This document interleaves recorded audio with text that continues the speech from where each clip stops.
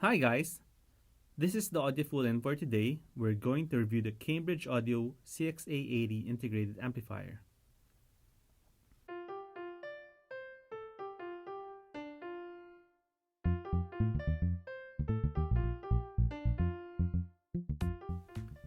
Cambridge Audio has been around for a long time. In fact, they just celebrated their 50th anniversary last year, and they released their top-of-the-line Edge series in honor of one of their co-founders. And in the spirit of celebration, we will review one of their more popular amplifiers. Did you know that their very first amplifier, the P40, was the first amplifier in the world to use toroidal transformers? It's the big, heavy, circular thing you find in most amplifiers. Well, at least according to Wikipedia. I hope they weren't the ones to last edit the wiki. Anyway, let's take a closer look. So here we have another slab of metal, though it definitely looks much nicer than the Hegel or Rega I recently reviewed. But most of all, it's built like a tank, very solid, and I don't think I can break this.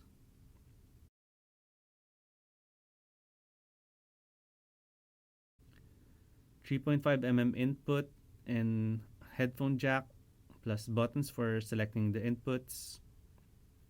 At the top here, we see the toroidal transformer and a large mesh-like mesh, which allows heat to go out because this thing gets hot, though not as hot as the Ragnarok. At the back, you have dual speaker outputs, which audiophiles love because we own like 100 speakers. And a plethora of analog inputs, including balance and 4 digital, one of which is via USB. And I like the remote as well. Hefty chunk of metal, though it was designed to be used with the CXC and CXN.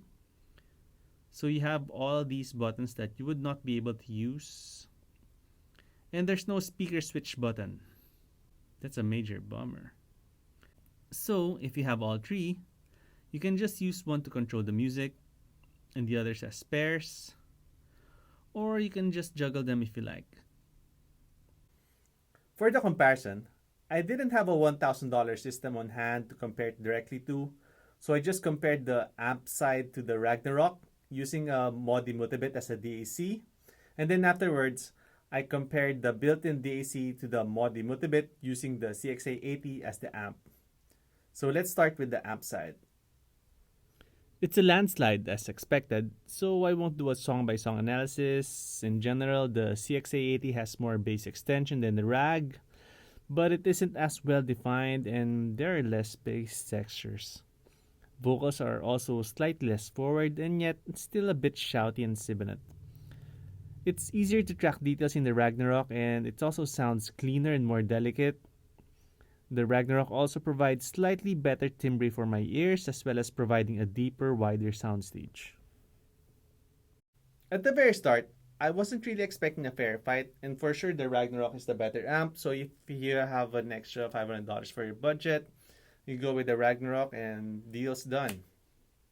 But the CXA80 actually sounds quite good for the price, and it should be on par with other amps in its price range. So at that level, you have the NAD368, the Rega Brio, the Arcam SA10, Marantz PM7005. And of those, on top of my head would probably be the CXA80 as well as the Rega Brio. The Rega Brio is a little bit different, being that it's a more musical amp. The CXA80 would be a little bit more neutral in comparison. So it's better to try them both and see which one suits your listening style. But for me, at the end of the day, the Rega Brio sounds more satisfying for me. Next, we'll be comparing the built-in DAC to the Modi Multibit. So this Modi Multibit is around $250. And while there's a cheaper option, the Modi 3 is actually only $100. I would normally advise to start with this level, as my personal take is that I can live with the DAC on my phone, the DAC on my Chromecast audio, the DAC in my Blue Sound node. So it's better really to spend more on the speakers and get a decent amp that can drive them, and then maybe a couple of room treatment to drown out the reverberation, and then only afterwards do you think about getting a DAC. So after going through all of my test tracks, Schiit is just the better DAC, so again, I won't go through each song but just the general points. The Modi Multibit has less bass extension, but it's also a bit more controlled and a bit punchier. Vocals are airier in the CXA80, but it's slightly a bit too airy and a bit too shouty. The Modi is just more subtle, calm, and yet more dynamic when the song calls for it. The Cambridge DAC has a thicker, fatter, richer feel, and it didn't feel as nimble. So it sounds like the built-in DAC sucks balls compared to the Modi Multibit, and it does.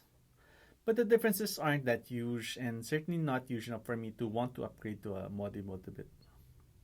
I'd probably save up for a Chord Mojo or Bifrost Multibit instead, which upped the excitement factor a bit.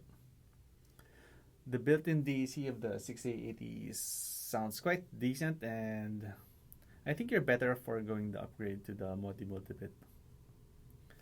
What I like the most about the Cambridge Audio CXA80 is that it sounds very, very good for the price, both the amplification as well as the DAC side, and it's one of my top picks for the integrated amps in the price range. The DAC also sounds very good, and it's good enough for me to pass on upgrading to a Modi Multibit. Another thing I like about it is that it looks very, very nice, and it even looks nicer than some of the more expensive amps I've seen. Now, what I don't like about it is that it could do with a little bit more excitement. At this price range, most people are still looking for a little bit of musicality. And another thing I don't like is that while it has a DAC, it doesn't have a streamer, and it doesn't even have Bluetooth. So you still need to buy a streamer if you're not gonna connect your computer or cell phone to it. And what I hate the most about the Cambridge Audio CXA80 is that it's up against the Rega Brio, which, while it doesn't have a DAC and it only goes up to 50 watts, it's a more exciting amp for me, and to be honest, I'd rather just get the Rega Brio rather than the CXA80. And if by chance you do like the sound of Cambridge, and you don't need the 80 watts, you can do with 60 watts. You can just go with the CXA60 and save $250. Because at $750, it looks the same, it sounds the same. So there's better value in the Cambridge Audio CXA60 for me. And you can even get that Modi Multibit if you like. So for that reason, I've been audio bold. Good sound, great build, but Brio CXA60. Thank you for watching, and I hope you enjoyed this video. If you have any comments or suggestions, just write them down below. If you haven't subscribed, please do so. See you next video.